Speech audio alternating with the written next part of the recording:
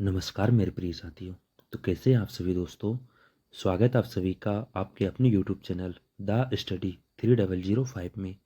साथियों, आज हम आपके लेकर आए हैं टॉप 50 स्पीडी बुक के साइंस के क्वेश्चन साथियों, जो आपके आने वाले एग्ज़ाम जैसे कि अभी करंट में ALP, RPF, technician, group D, सभी के लिए मोस्ट IMP साइंस का ये सेशन रहेगा साथियों हमारा, जिसमें हम लोग पढ़ने वाले हैं टॉप 50 छाटे हुए सिलेक्टेड 50 क्वेश्चन साथियों। साथियों, इन क्वेश्चन को ध्यान से रीड कीजिए, अपनी तैयारी को बेहतर बनाइए। इसी के साथ ही अगर आप चैनल पर नए हो तो चैनल को सब्सक्राइब कर लीजिए, वीडियो को लाइक कीजिए और अपने दोस्तों के साथ शेयर कीजिए। आइए साथियों, शुरू करते हैं हम लोग आज का सेशन। हमारा पहला क्वेश्चन है, मनुष्य का पाचन क्रिया का प्रारंभ कहाँ से होता है। तो साथियों, सबसे पहले मनुष्य जो खाना खाता है तो साथियों उसका पाचन कहाँ से होता है साथियों, मुख से। यानी मुख के द्वारा सबसे पहले पाचन क्रिया प्रारंभ हो जाती है। अगला प्रश्न हमारा, स्राव द्वारा कौन सा रक्त प्रवाहित होता है। तो साथियों, मानव में स्राव द्वारा कौन सा अशुद्ध रक्त प्रवाहित होता है। अगला प्रश्न हमारा, धमनी द्वारा कौन सा रक्त प्रवाहित होता है। तो साथियों, धमनियों में कौन सा शुद्ध रक्त प्रवाहित होता है साथियों। अगला प्रश्न है हमारा, कौन विटामिन जल में घुलनशील है। तो साथियों, विटामिन बी और विटामिन सी मुख्य रूप से जल में घुलनशील होते हैं ये। अगला प्रश्न है हमारा, बहिस्त्रावी एवं अंतःस्त्रावी दोनों प्रकार के किस ग्रंथि में होते हैं। तो साथियों, अग्नाशय ग्रंथि हमारी बहिस्त्रावी और अंतःस्त्रावी दोनों प्रकार की ग्रंथि ये होती है साथियों। कौन, अग्नाशय। अगला प्रश्न है हमारा, पीयूष ग्रंथि या पिट्यूटरी ग्रंथि को और किस नाम से जाना जाता है। तो साथियों, पीयूष ग्रंथि या पिट्यूटरी ग्रंथि को मास्टर ग्रंथि भी कहा जाता है। यानी साथियों, मास्टर ग्रंथि हमारी पीयूष ग्रंथि या पिट्यूटरी ग्रंथि को भी कहा जाता है। अगला प्रश्न है हमारा, पौधों के लिए सबसे अच्छा उर्वरक कौन सा है। तो साथियों, जो हमारे पेड़ पौधे होते हैं, पौधों के लिए सबसे अच्छा उत्प्रेरक हमारा यानी उर्वरक हमारा, खाद हमारा कौन सा होता है साथियों, बर्मी कंपोस्ट। यानी बर्मी कंपोस्ट हमारा पौधों के लिए सबसे अच्छा उर्वरक होता है। अगला प्रश्न है हमारा,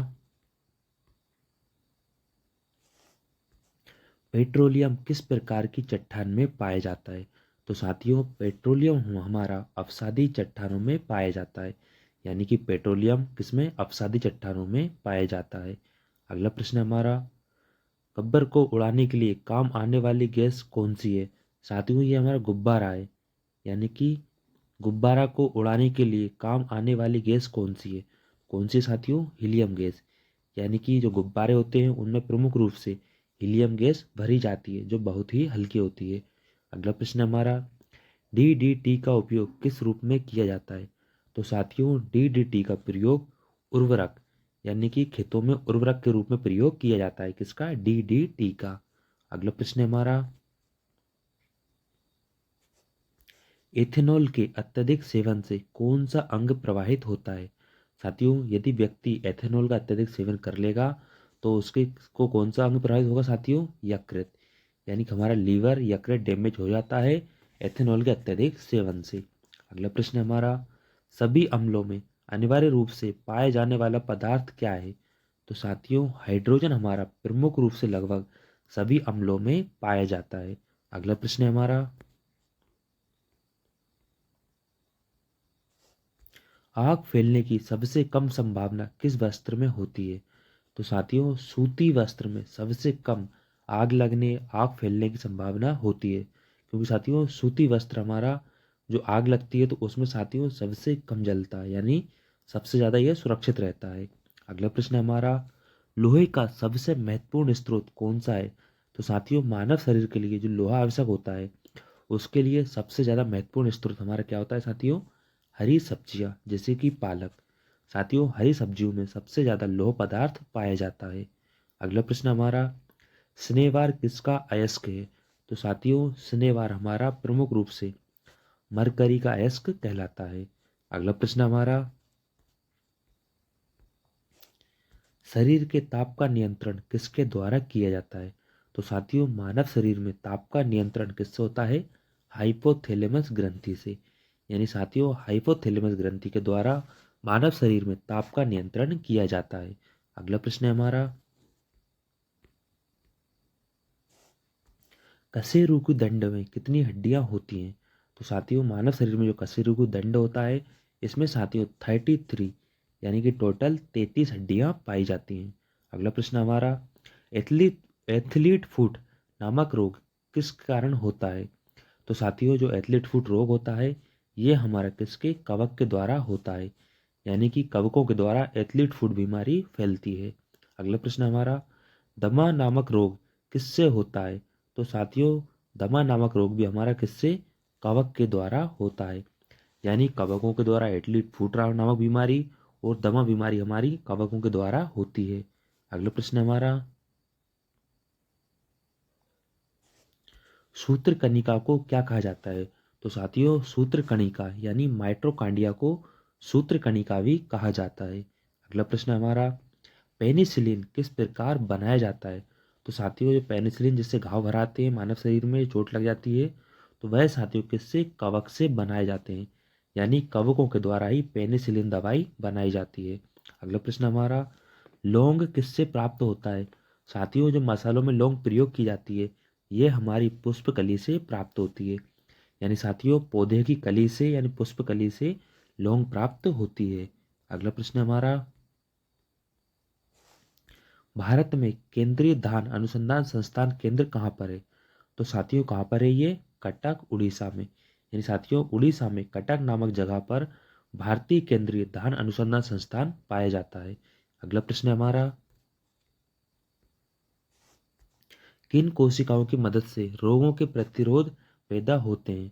तो साथियों लिम्फोसाइट लिम्फोसाइट नामक कोशिका की मदद से रोग प्रतिरोधक क्षमता पैदा होती है, यानी साथियों जो हमारे WBC होती है, वाइट ब्लड सेल्स होती हैं, ये साथियों हमें बीमारियों से लड़ने में हमारी मदद करती हैं, यानी लिम्फोसाइट नामक कोशिकाएं हमारी शरीर में रोगों के प्रतिरोधकता पैदा करती हैं। अगला प्रश्न है हमारा, मनुष्य में लाल रक्त कणिकाओं का जीवन काल कितना होता है?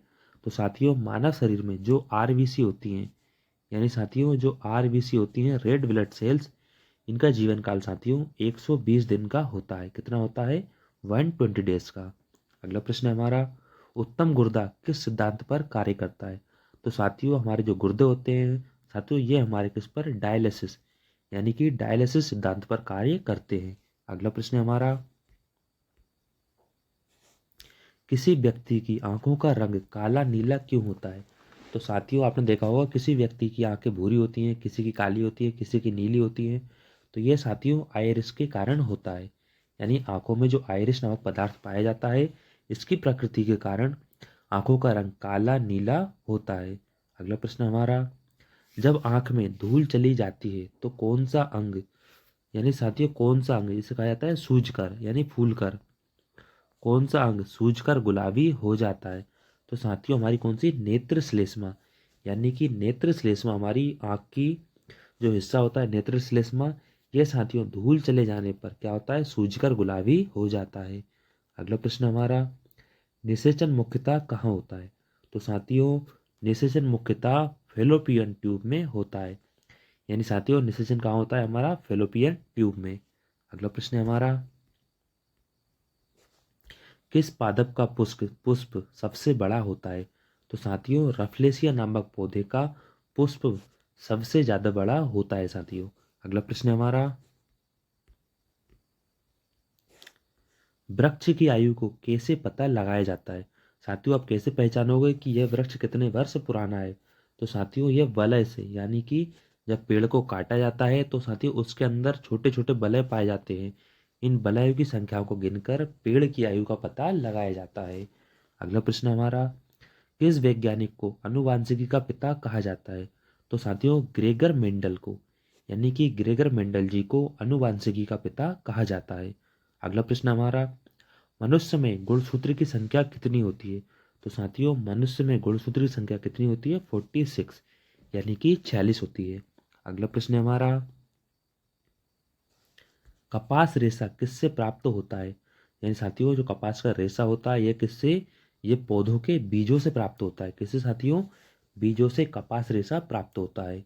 अगला प्रश्न हमारा, लिटमस बनता है तो साथियों लिटमस हमारा किससे बनता है? लाइकेन से, यानी कि लाइकेन से लिटमस बनाया जाता है। अगला प्रश्न हमारा, मलेरिया के उपचार की दवा किससे प्राप्त होती है?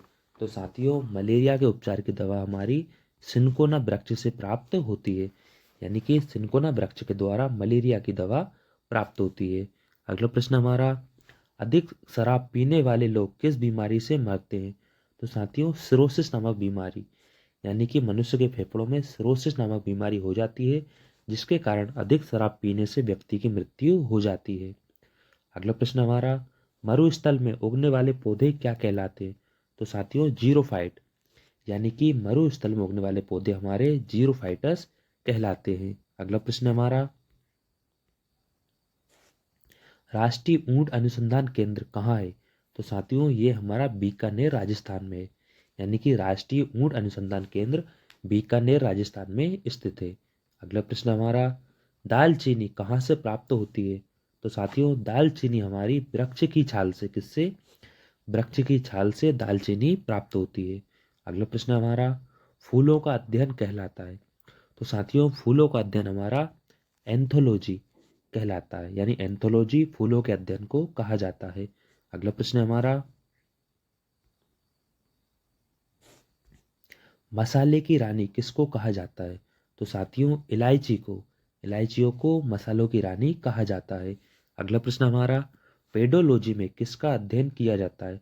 तो साथियों पेडोलॉजी में मिट्टी का अध्ययन किया जाता है, यानी कि मृदा से संबंधित विज्ञान जिसमें मिट्टी का परीक्षण, मिट्टी का अध्ययन किया जाता है, उसे पेडोलॉजी कहा जाता है। अगला प्रश्न हमारा, दूध से दही का कारण है? तो साथियों दूध से दही क्यों बनता है? इसका कारण होता है लैक्टोबैसिलस नामक वायरस, यानी साथियों लैक्टोबैसिलस के कारण दूध से दही बन जाता है। अगला प्रश्न हमारा,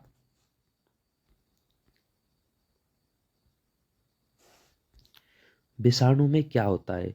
तो साथियों विषाणु में न्यूक्लिक एसिड और क्या होते हैं साथियों?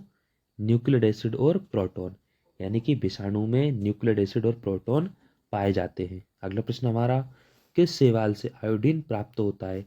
तो साथियों लेमिनेरिया नामक शैवाल से हमें क्या आयोडीन प्राप्त होता है, यानी साथियों घरों में जो आयोडीन नमक प्रयोग किया जाता है यह लेमिनेरिया नामक शैवाल से बनता है। अगला प्रश्न हमारा, आवोगाद्रो संख्या की वैल्यू होती है, यानी साथियों जो एवोगैड्रो संख्या होती है उसकी वैल्यू कितनी होती है? 6.023 इंटू 10 की पावर 23, यानी कितनी होती है साथियों? 6.023 इंटू 10 की पावर 23। ये किसका मान होता है साथियों? एवोगैड्रो संख्या का मान होता है। अगला प्रश्न हमारा,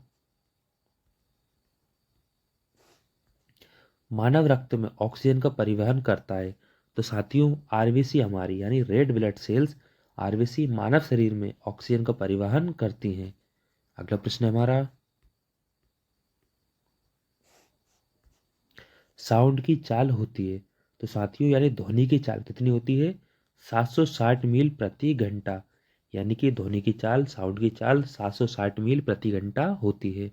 अगला प्रश्न हमारा, एल्यूमिनियम का प्रमुख अयस्क है? तो साथियों एल्यूमिनियम का प्रमुख अयस्क क्या होता है? बॉक्साइट, यानी कि बॉक्साइट हमारा एल्यूमिनियम का प्रमुख अयस्क कहलाता है।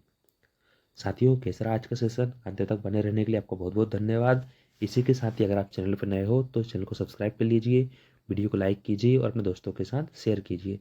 साथियों हमने हमारे चैनल में प्लेलिस्ट बना दी है जिसमें आपको सिस्टमेटिक तरीके से टॉपिक वाइज प्रीवियस ईयर के सारे सारे क्वेश्चन मिल जाएंगे। साथियों उन क्वेश्चन को ध्यान से रीड कीजिए और अपनी तैयारी को बेहतर बनाइए।